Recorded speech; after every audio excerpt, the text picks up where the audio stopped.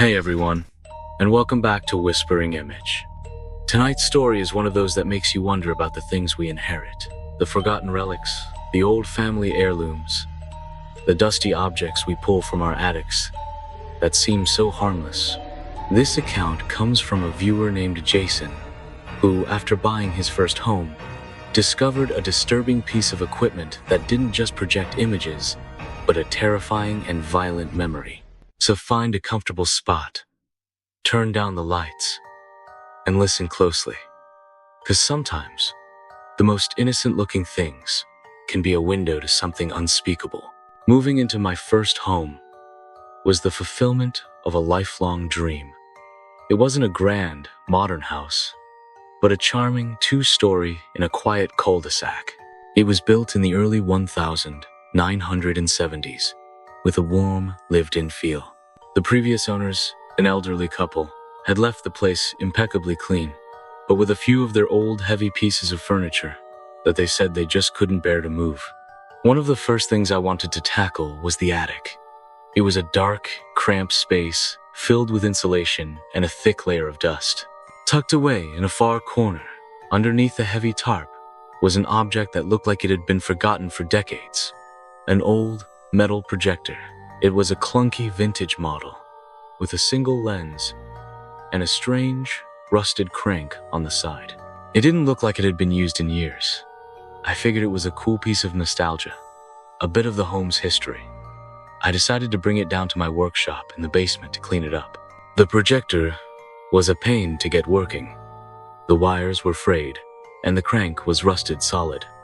After a few hours of tinkering, I managed to get it to light up. The bulb flickered to life, and a quiet, almost imperceptible hum filled the room.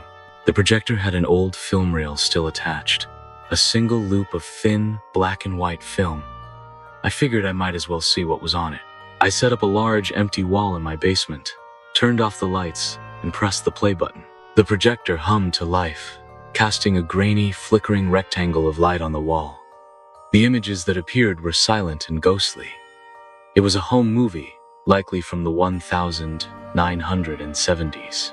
The film showed a family, a father with a kind but tired face, a mother with a long, elegant dress, and a small girl with a shy, gap-toothed smile.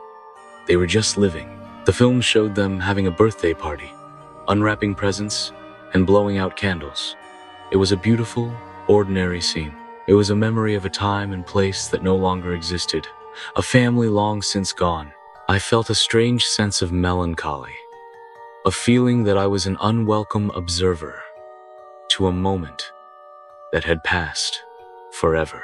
The film ended as abruptly as it began, the scene of the little girl smiling and laughing suddenly cutting to black. The projector's hum slowly died down, and I was left alone in the dark. For the next few nights, I couldn't get the film out of my mind. It felt so real, so intimate. I started researching the history of the house.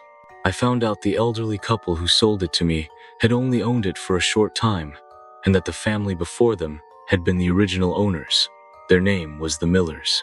I found an old newspaper article about them, and the images in the article matched the people in the film perfectly. It was the Miller family. The article was about a local tragedy. The Miller family had disappeared from their home in 1975 without a trace. The police had found no signs of forced entry, no struggle, just an empty house and a single forgotten birthday cake on the kitchen table. The next time I watched the film, I saw something new. The film was the exact same length, but there was a subtle change. In the background of the birthday party scene, I saw the father, Mr. Miller, standing in the corner of the room. He was not smiling. His face was a mask of cold, quiet rage. He was staring at his wife with a look that made my blood run cold. It was a horrifying look, a look that said he hated her with a passion I couldn't comprehend.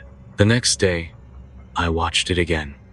The look was still there, but this time, he was holding something behind his back. I couldn't make out what it was. It was a thin, dark shape, but it was there. A terrifying presence in the background of a happy family memory. The projector was no longer a piece of charming nostalgia. It was a cursed object, a time machine that was showing me a past that was not as peaceful as it seemed. I wanted to turn it off, to put it away, to pretend I had never found it. But the projector wouldn't let me. The next night, I was sitting on my couch watching TV when the projector, which was still set up in my basement, turned on by itself. I heard the quiet hum, the flickering light from the room below. My heart was pounding in my chest. I slowly walked to the basement door, and as I looked down the stairs, I saw it. The projector was on, and the flickering light was casting the images of the Miller family on the walls of my basement. They were not on the screen anymore. They were everywhere. The little girl was running along the wall, the mother was standing in the corner, and the father was slowly walking towards them. The images were not solid. They were blurry, see-through, and they flickered violently with the light. They were ghosts, projected by the machine. That's when I heard the scraping sound. It was coming from inside the walls. A low, rhythmic scratching, like someone was trying to get out. The ghostly figures on the walls began to change. The little girl was not running anymore. She was screaming, her mouth a black, silent void. The mother was not standing. She was on the floor, her hands on her head, her body shaking. And the father, he was standing over them, his shadowy form holding something up, something that resembled a heavy, rusty wrench. He was a monster, a murderer. The projector wasn't just showing me the past. It was showing me the horrific murder that had taken place in this very house. The scraping sound was the ghosts of his victims, trapped in the walls, trying to get out. The projector hummed louder now, the light flickering so fast it was like a strobe light. The ghostly figures of the family were now standing in the middle of my basement, their forms solid, their silent screams palpable. They weren't just images anymore. They were real. They were terrifying. And they were trying to tell me something. I knew I had to destroy the projector. It was the key. It was what was keeping them here. A projector of their pain. I ran into the basement, my hands shaking. I had to get to the projector. The ghostly figures of the family turned and looked at me, their empty eyes staring into my soul. They didn't move towards me. They just watched me, their silent screams tearing at my sanity. As I got closer to the projector, I felt a cold physical force push me back. I was thrown against a wall, and the air grew thick with a cold that tasted like rust and grief. The shadowy form of the father, the murderer, appeared in front of the projector. He was a guardian, a silent, menacing force, standing in front of his terrible secret. I knew I had to fight him. I picked up a hammer from my workbench and ran towards him. He was a blur of a shadow, a ghostly presence, but he was real. He was strong. I felt a cold hand grab my arm, and I was thrown to the ground again. The projector hummed louder, the ghostly figures of the family surrounding me. They were all screaming now, but their voices were a silent, terrifying hum. I could feel their fear, their pain. I knew I had to be smart.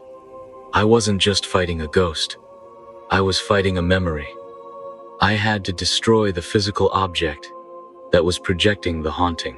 I got up, ran to the projector, and with all my strength, I brought the hammer down on the lens. The glass shattered, and a brilliant white flash of light filled the room. The shadowy figure of the murderer let out a terrible guttural roar, a sound of pure agony. The ghostly figures of the family let out one last beautiful echoing sigh of peace, and then they vanished. The projector went dark, and the hum stopped. The room was silent. The next day, I had the projector taken out of my house and thrown into a junkyard. I never looked back, but sometimes, in the quiet of the night, I hear a faint, rhythmic scraping sound coming from the walls. I know it's not the house. It's the memory of the haunting, still trying to get out. I know that the projector may be gone, but the memory, the terrifying image of the murderer and his victims, is forever burned into my mind. I can still see the little girl with her gap-toothed smile, and I can still hear the silent screams of a family that was forever trapped in a nightmare of their own making. I am the only one who knows the truth of what happened in this house, and that knowledge That horrifying secret is a haunting all its own. What would you have done? Would you have tried to leave the moment you heard that first hum? Or would you have stayed, like Jason, to uncover the horrifying truth? Let me know your thoughts on this chilling story in the comments below. If this story gave you a good fright, please give it a thumbs up. And for more real-life terror, be sure to subscribe to Whispering Image and hit that notification bell. Until next time, be careful what you decide to dig up. You never know what's still waiting to be played.